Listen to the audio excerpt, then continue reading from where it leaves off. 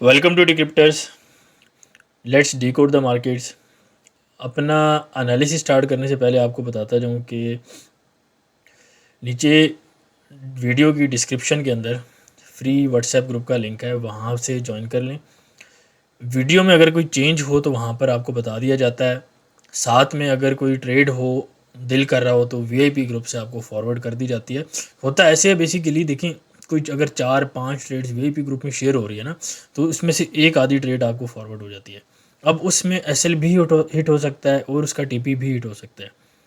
तो चांसेस ये रहते हैं, क्योंकि आपको मैंने बताया हुआ है रिस्क मैनेजमेंट वाली वीडियो में, होता ये है कि at the end of day आपको देखना है कि आज हमारा क्या दिन प्रॉफिटेबल रहा है। अगर प्रॉफिटेबल है, गुड। आपने हर दिन के ऊपर फोकस करना है, तो 5 दिन आपके वीक के बनते हैं। इवेंचुअली आपका वीक प्रॉफिटेबल होना चाहिए, that should be your main goal. ठीक है, 5 दिन में से अगर एक दिन आपका लॉस भी है, कोई इशू नहीं। अगर लॉस नहीं है तो ज़्यादा अच्छी बात है, प्रॉफिट कम है, कोई घबराने वाली बात नहीं, होता है, कम ज़्यादा होता रहता है। कभी अच्छे दिन आते हैं, कभी बुरे दिन आते हैं, रियल लाइफ में भी ऐसा होता है। तो आपका अल्टीमेटली वीक प्रॉफिट में होना चाहिए। अगर आपका हर वीक प्रॉफिट में है तो आपका हर मंथ प्रॉफिट में होगा, और अगर आपका हर मंथ प्रॉफिट में है तो आपका पूरा साल प्रॉफिट में होगा। और प्रॉफिट ऑब्वियसली जो पिछले दिन का बैलेंस जो है क्लोज हुआ होता है, उसकी बेस पे मैं बात करता हूँ। ठीक है, तो आपको मैंने रिस्क मैनेजमेंट वाली वीडियो में बताया कि आपने कैसे पिछले दिन का प्रॉफिट आपने अगले दिन के स्टॉप लॉसेस के लिए यूज़ करना है। ठीक है, तो वो किसी वजह से बताया। तो एनीवेज वीडियो स्टार्ट करते हैं। आपको मैंने कुछ चीज़ें बताई थी। जीबीपी जेपीवाई का आपको मैंने ट्रेड बताई थी कि 186.7 तक मार्केट जा सकती है। 186.8 आपके सामने मार्केट खड़ी है, और पर्सनली मैंने बाई भी की थी। और बाई की ट्रेड में वीआईपी मैंने शेयर नहीं की, इवन फ्री में भी नहीं की, बट पर्सनली मैंने एक बाई भी ली थी। सेल की हमने यहाँ से तकरीबन 110-120 इस मूव को निकाले हैं, और अभी भी हम इंशाल्लाह एक आधी सेल देखेंगे ऊपर से। तो आपको कल मैंने एक ये ट्रेड दी थी फ्री ग्रुप में, मैंने आपको 2 ट्रेड्स दी थी जो कि एक्सएनजी थी, और ये आपके सामने मार्केट है। ऊपर अभी और जा सकती है ये 3.1 तक, 3.2 तक, 3.3 तक। ठीक है, इसके टारगेट्स हैं ये। उसके अलावा मैंने आपको बताया था कि यूएसटी जेपीवाई, आपको मैंने कहा था कि ये 149 तक, 150 तक जा सकता है। तो तकरीबन ये 149.7 का टॉप मार चुका है। ठीक है, तो 150 पास ही है, लेकिन पहला टिपी तो हिट हो चुका है ना। तो ये कल आपको मैंने ट्रेड बताई थी, उम्मीद है कि आपने ली होगी।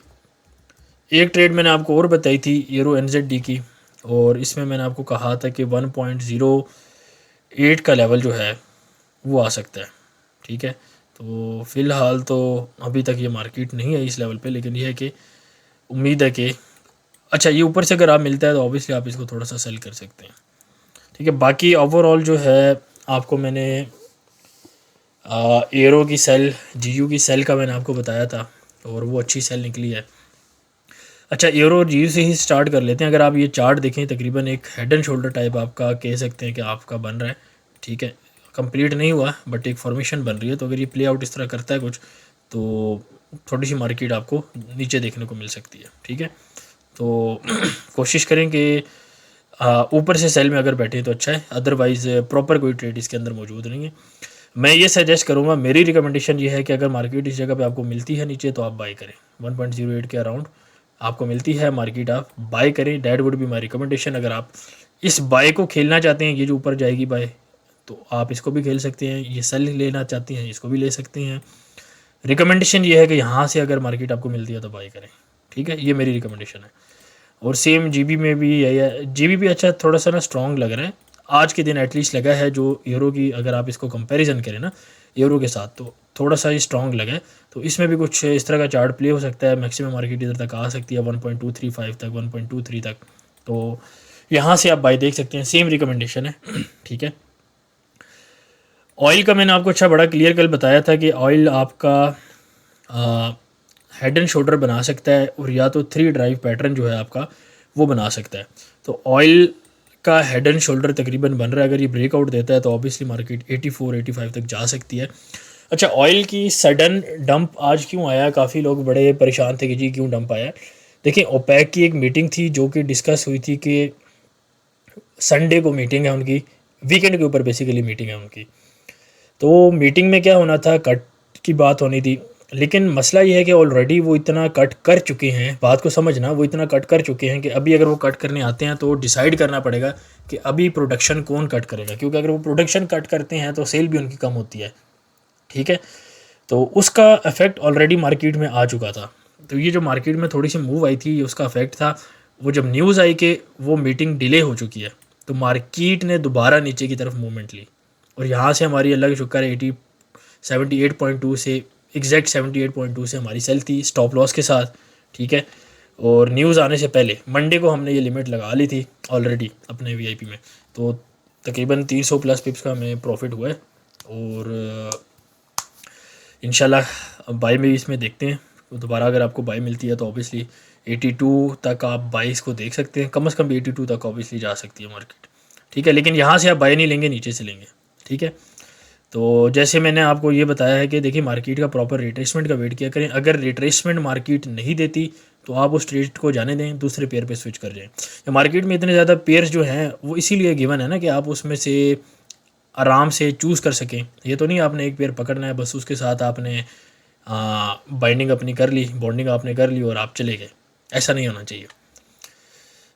आज के जो पेयर्स हैं, गोल्ड देखें साइडवेज ही है, आपको बताया था कि 92 तक, इवन 84 तक और 70 के एरिया तक रिट्रेसमेंट आ सकती है। और हम इसको यार नीचे से बाई में देखेंगे, क्लियर कट आपको बता रहा हूँ, हम इसको क्लियर कट नीचे से बाई में देखेंगे, और मेरी रिकमेंडेशन यही है। बाकी सेल कोई इस तरह प्रॉपर कॉल नहीं थी हमारी तरफ से, कुछ बंदों की स्क्रीनशॉट आई है, उन्होंने कुछ देखा था मार्केट में, क्योंकि आपको मैंने बताया है कि अगर डिक्सी ऊपर जा सकता है, ठीक है, जो कि मूव आई है ऊपर, और उसके बाद जो है यूएसटी जेपीवाई भी ऊपर था, यूएसटी जेपीवाई की भी ऊपर की कॉल थी, तो लोगों ने कॉरिलेशन मिला के इसके अंदर सेल ली हुई थी और प्रॉफिट की स्क्रीनशॉट शेयर थी। पर्सनली मैंने भी ली थी एक सेल, और हमने एक बाई की भी ट्राई की थी तकरीबन 30 पिप्स के एसएल के साथ, जो कि वो एसएल हिट हो गया था, बट इवेंचुअली वो तकरीबन 30 की जगह तकरीबन 130 प्लस पिप्स हमने गेन कर लिए थे। मैंने पर्सनली जो है उसको अचीव किया था। तो इट डजेंट मैटर, ऑब्वियसली बाकी ट्रेड्स भी प्रॉफिट में चल रही होती हैं। अच्छा, बीटीसी की आपको एक अच्छी बड़ी प्यारी कॉल आपको दी गई थी फ्री ग्रुप के अंदर, तकरीबन हमने यहाँ से 35,800 35,900 से लॉन्ग उठाई थी, और 590 के एसएल के साथ, और काफ़ी अच्छी मूव इसने दी है। अगर आप ये देखें तो ये तकरीबन 5% की मूव बनती है, 5% की मूव 10x की लेवरेज के साथ, जो कि बहुत नॉर्मल है बाइनांस के अंदर 10x की लेवरेज, ये तकरीबन 50% प्रॉफिट बनता है जितनी आपने इन्वेस्टमेंट किया। यानी कि अगर आपने $1,000 इन्वेस्ट किए हैं तो तकरीबन $400-500 आपका सिंपल स्ट्रेट के ऊपर बनता है।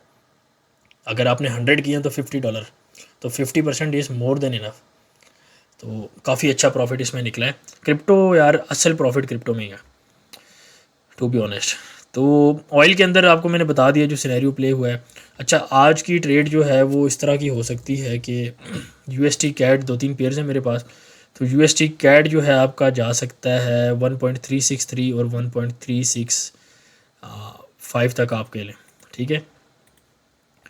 तो बेसिकली ये एरिया और ये एरिया, ठीक है, ये आपके पास आ सकते हैं।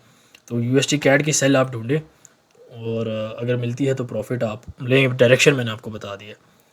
उसके अलावा एक पेयर है यूएसटी ज़ार, और यूएसटी ज़ार बेसिकली ऊपर जा सकता है। इसको आप 18.8 से आप देखें, इसको तकरीबन अगर मैं इसको, हाँ, 18.8 से 18.6 तक आप इसकी थोड़ी कोशिश कर सकते हैं कि अगर आपको यहाँ से बाई मिल जाए, ठीक है।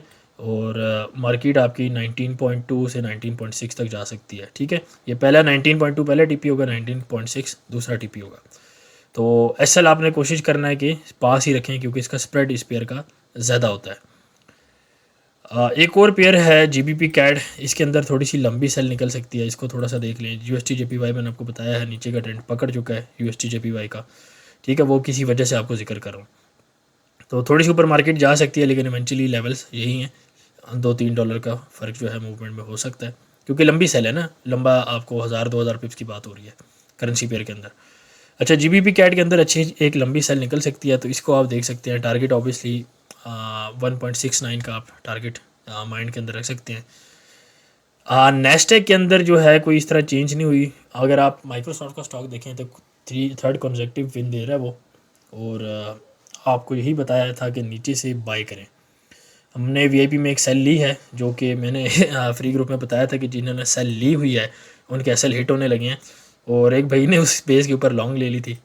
तो ठीक है, उसका प्रॉफिट बन गया, लेकिन ऐसा नहीं करना चाहिए। रिस्क मैनेजमेंट को आपको ख्याल रखना चाहिए कि क्योंकि इवेंचुअली लॉस भी हो सकता है। तो बहरहाल वो जितने सेलर्स थे उनके स्टॉप लॉस खाएगी, और उन्हीं के स्टॉप लॉस के ऊपर हमने सेल ली है, जो कि अभी तक स्टिल मार्केट में हमारी सेल इस वक्त चल रही है। और